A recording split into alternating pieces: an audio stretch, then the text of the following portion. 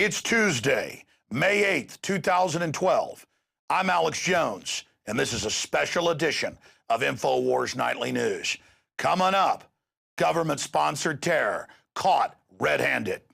Tonight, the only eyewitness to Breitbart's death disappears. Following the suspected arsenic poisoning of a forensic technician in the Los Angeles County's coroner's office, the only eyewitness to Andrew Breitbart's death has now vanished. Then, the feds raid a domestic terrorist camp in Florida, and the hate crime suspects appear to have been produced by central casting at the FBI. Plus, the TSA releases video of pat-down confrontation with Congressman Ron Paul's inspiring speech from the Texas state capitol. And investigative reporter Wayne Madsen weighs in on the latest mutant seafood now being found in the Gulf of Mexico as a result of the BP oil spill. All that and more coming up on the INFOWARS Nightly News. And now, from the Central Texas Command Center deep behind enemy lines, Alex Jones.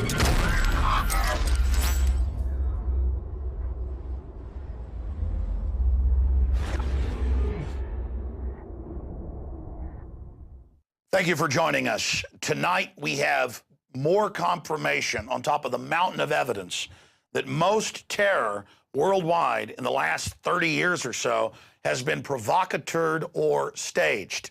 Now, you know the Gulf of Tonkin was staged to get us into Vietnam in '64. That's been declassified. And Operation Ajax, the U.S. and British governments used radical Muslim extremists to overthrow the government of Iran while claiming they were actually fighting those groups. This is done over and over again. You know, Al-Qaeda and the Taliban was created by the CIA, working with the Pakistanis, the Israelis, and Brits. All of this is on record, but we learn it decades later. Back with the 7/7 bombings 6-7 years ago, it came out on Fox News. Look this up. They had FBI agents that went public and reported, I'm about to get to the new news, but I'm going to give you some background here, and reported on the fact that a SWAT, the leader of the 7/7 bombing, was a MI6 asset. And there's our original article with a link to the Fox News video, terror expert, and it goes over the entire report. There's Fox News with FBI agent Loftus breaking it down. It was also in the London Independent. Okay, continuing with this information, ladies and gentlemen. Paul Watson has the news breaking at PrisonPlanet.com and INFOWARS.com. This just happened yesterday, and we told you, underwear bomber 2, but instead of just setting up a patsy, they just say, we don't know who he is or where he is, but we found some underwear with a firecracker, so give all your rights up and Obama's going to save you.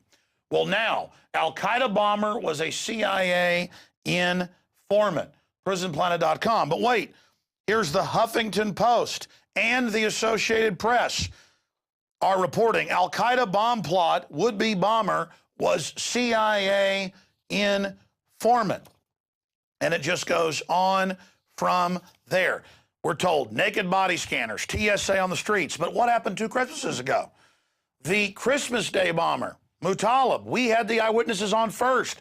Kurt Haskell and his wife saw the U.S. government getting him on the plane without a passport.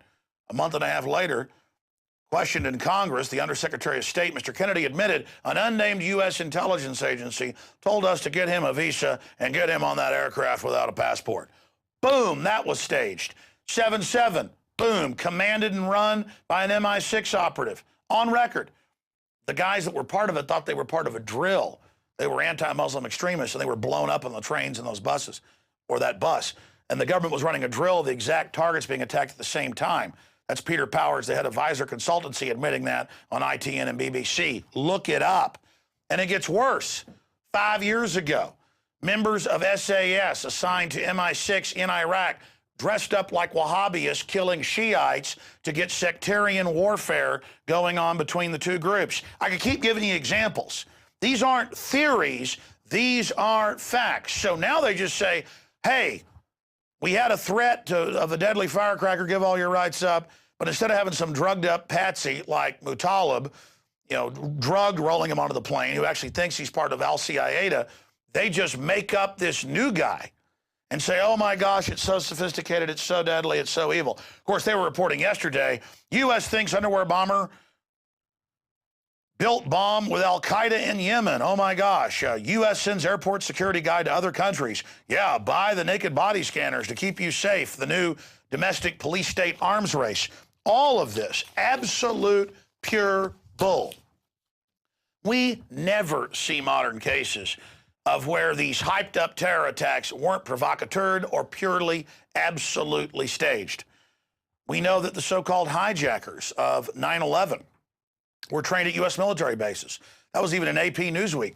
But we're supposed to ignore all that information.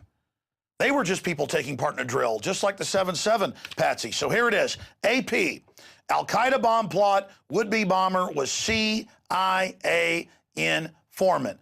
Associated Press. Oh, but they say it was a double agent.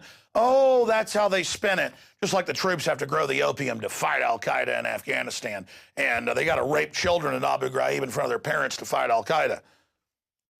Well, I mean, I'd be for Al-Qaeda above raping children. And, of course, Al-Qaeda's CIA, so that would be raping children anyway, so I wouldn't join that. I mean, this is staged. It's a global corporate empire who needs to act like it's under attack so it can take your liberties and give itself trillions of dollars in tax money a year, just in the U.S. alone, 3 or 4 trillion worldwide, in the name of keeping us safe. You know, the Olympics with missiles around it for Al-Qaeda's Air Force. This is a pipe dream. The globalists think you're so dumb. All their propaganda is designed for people not paying attention.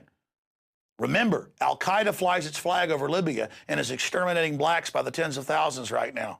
Totally racist. Remember, Al-Qaeda is being used to attack Syria. No fan of Assad, but compared to Al-Qaeda, he's a great guy. They're blowing up police stations and being called freedom fighters.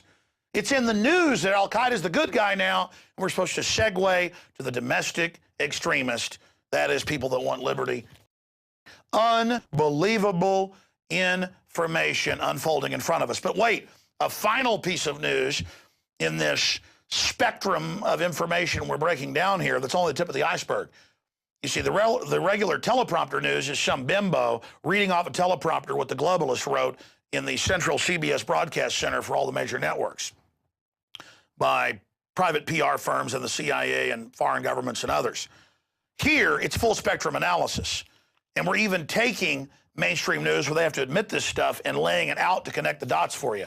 Here is the London Telegraph today. U.S. secretly releasing Taliban prisoners from Bagram Air Base. Same thing at Camp X-Ray in Gitmo. Same thing in Abu Ghraib in Iraq, not just in Afghanistan. This is what they do. They get people in these re-education camps to find out who can be operatives to go out and pose as synthetic artificial terror. If you want to invade countries, you've got to create the synthetic threat. If you want to take liberties, you've got to create the synthetic threat to take the projection of the bad guy so you can play the part of the good guy, when in truth, the New World Order is controlling both sides of it. You understand that? This is what they're doing. So there it is. America has secretly been releasing high-level Taliban prisoners from a top-security military prison as part of negotiations with insurgents. Folks, the only insurgents they're fighting is opium farmers that don't want to get a lower price. It's a bunch of tribalists in Afghanistan who've always been killing each other. That's why Alexander the Great couldn't beat them. The Romans, the Persians, the Brits, no one can beat them because they don't have a culture or society that's centralized. They're cavemen. It's beyond medieval. No one can conquer them because the guy over the next hill hates his cousin down the road. This is beyond Appalachian hillbillies to the power of infinity. So the globalists are there to get the $500 billion a year in opium. That's all that's happening. Okay, As we told you yesterday, this is staged, had all the earmarks. When they came out and said, oh, can't have bin Laden, he's in the ocean. Oh, who's this guy? We don't know. We found some underwear with a firecracker in them. Now, America, fall to your knees. We have an M80. And the Republic just goes, take my rights, grope my wife and daughters. I'm so afraid of a guy with a turban and with an M80 in his underwear. And now he's CIA. And because that leaks out and now there's congressional investigation calls, what do they say? He was a double agent. Even after they said that about a SWAT in the 7/7 bombings, it came out he could fly in and out of the country and was being protected. They're not double agents. They're agents of the mega banks playing the West off against Islam. Every time people in Islamicist countries try to build societies and civilizations, which they're very capable of, the globalists send in a bunch of jihadis to blow the hell out of the capital. Okay? Okay? That's been the plan. It's been the plan since the end of World War II. The Brits used the plan with Lawrence of Arabia before that, 50-something years. Look into history. Learn about it. Get informed. All this propaganda is designed as if you're an idiot. It's designed for people halfway paying attention. Gee, Marge, they protected us from one of them radical, evil sand people. Yeah, well, that's all right, because TSA is going to grope you tonight, honey, and that'll keep you safe. But the border's wide open. All right, that's it for this area of the report. Get this video and the information by Paul Watson at INFOWARS.com out to everybody. Okay, moving right along. You've seen the problem, the synthetic made-up terrorist. Now let's look at the solution.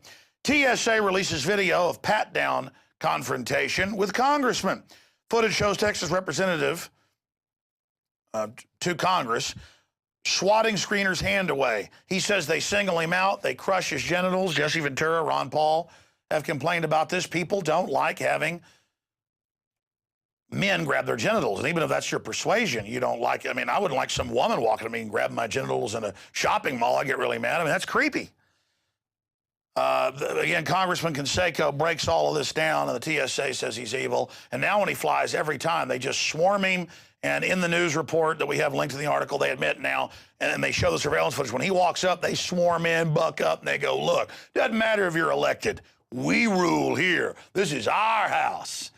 Freedom and the republic ends when you enter the center of our web. So get ready, pal. You get ready, punk.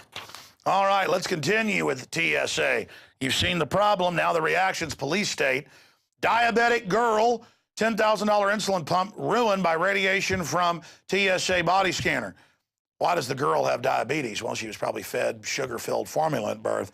Agents then demand pat-down, because they like it, to make sure the fruit juice insulin was not an explosive. All about training you that you're a criminal, that you're a prisoner, that you're evil. It's prisoner induction slave camp training.